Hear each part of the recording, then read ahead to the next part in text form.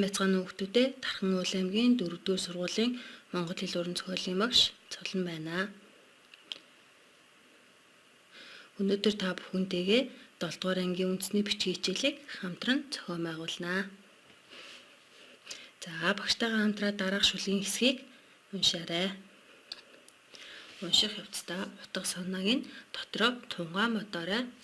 Чихний чимэг болсон аялгау сайхан монгол хэл чин зоригт өвдөөцөө минь өвөх эрдэнэ. За бидний уншсан сүүл шүлэг маань Бэмбэр Эмчингийн монгол хэл хэмээх их хэлээрээ бахархсан магтсан шүлэг байна. Дэлхийд ганцхан босоо монгол бичгээрээ бид бахархгүй байхын аргагүй билээ. Мөн бид үндэсний бичгээрээ уншиж, бичиж сурч байгаа маань өөрсдөө мөн бахархах. За бид өнөөдрийн хичээлээрээ цэндийн дамжин сурангаан миний нутаг шүлгээс урт гიშгтэй үгийг ялгаж, тийм ялгалын нөхцлөөр хувилгах дасгал даалгавар хамтдаа ажилланаа. За эхлээд бүгдээрээ миний нутаг шүлгээ хамтран уншийе. Миний нутаг.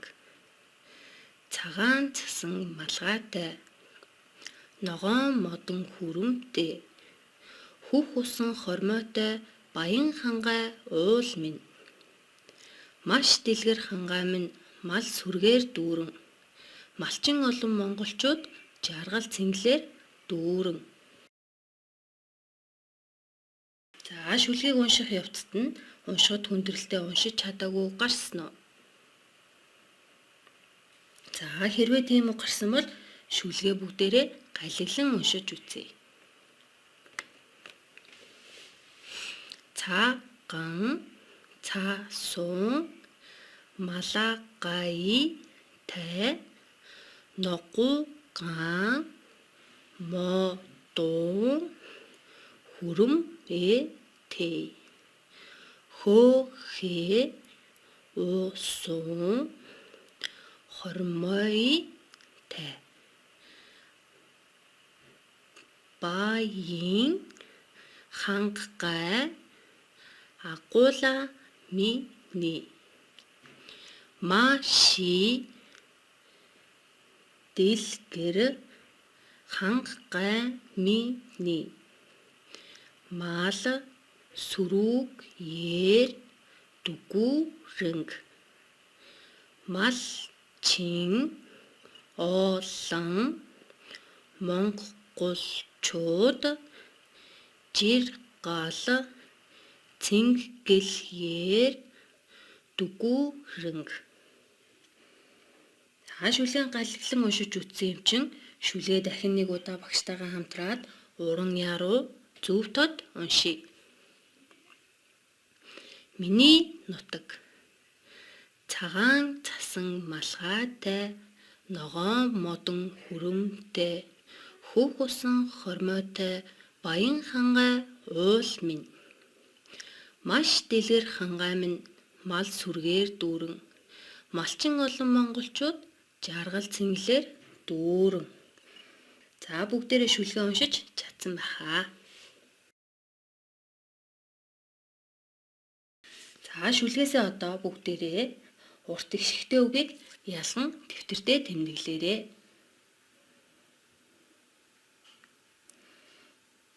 За бүгдээрээ дэвтэртээ ялгаа тэмдэглэсэн үү? За хэрвээ тийм бол багш нь урт гიშгтэй үгсийг өнгөөр ялган тодруулсан байна. За өөртөө бичсэн үгийг тулгаад хараарай. Хэрвээ орхигдсон үг байвал дэвтэртээ нэмж тэмдэглээрэй.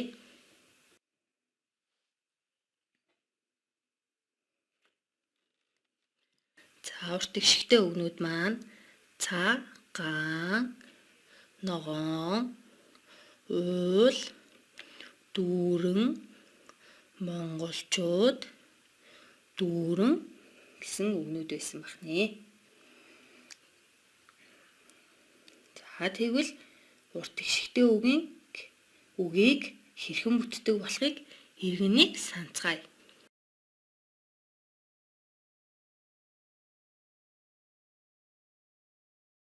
За эхний нээлт нь их шиг, гээгүүлэгч, их шиг гэсэн бүтцтэй байдаг байна. Жишээлбэл гу, ла буюу уул гэсэн үг байна.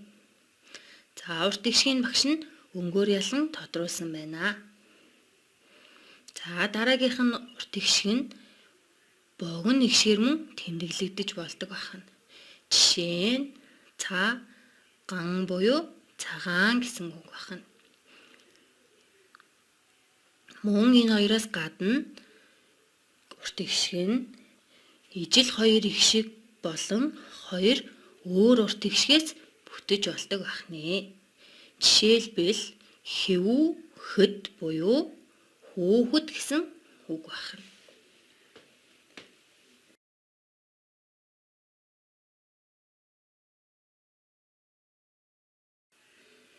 За бүгдээрээ шүлгээсээ урт ихшигтэй үгийг ялган түүжд тэмдэглээд мөн урт ихшгийнхаа бүтэцтэй танилцсан байна.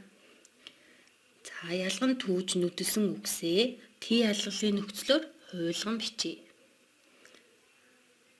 За бичгээсээ өмнө дараах хүснэгтээс Т ялгалын нөхцлүүдэд сэргээнийг санацгаая.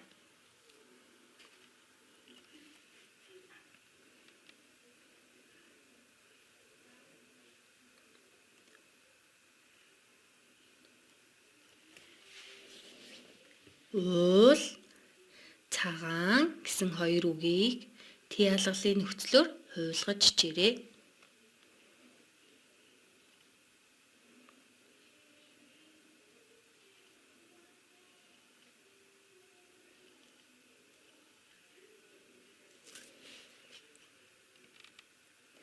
За эхний үг уул гэсэн үг байна. За бүгдээрээ Т ялгалын нөхцлүүдээс аль тохиорохын залгаад бичсэн баг тийм үү? Багшийнхаа бичсэнтэй тулгаад хараарай. Уул, уулын, ууланд, уулыг, уулаас, уулаар, уултай, уул руу гэж хуйлгаж бичих байсан байна. За дараагийнх нь үг нь цагаан. Цагааны, цагаанд, цагааныг, цагаанаас, цагаанаар, цагаантай, цагаан руу гэж хуйлгаж бичсэн байна. За бидний хуйлгаж бичсэн үг маань агуу, ла буюу нэг үг нь ихшгээр төгссөн. Ган буюу нөгөө үг нь гээгүүлэгчээр төгссөн үг байсан байна. За бүгдээрээ Т ялгалын нөхцлөөс сэргээн саналаа.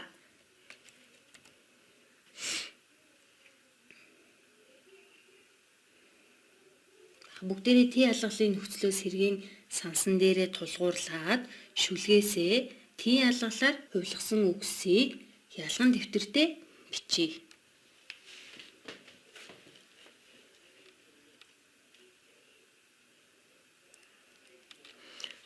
Багш нь Т ялгалын нөхцлөөр хувилгасан үгсийг өөр өнгөөр тодруулсан байна. За багшийнхтайгаа тулгаж хараад орхигдсон үгийг дэвтэртээ нэмж тэмдэглээрэй.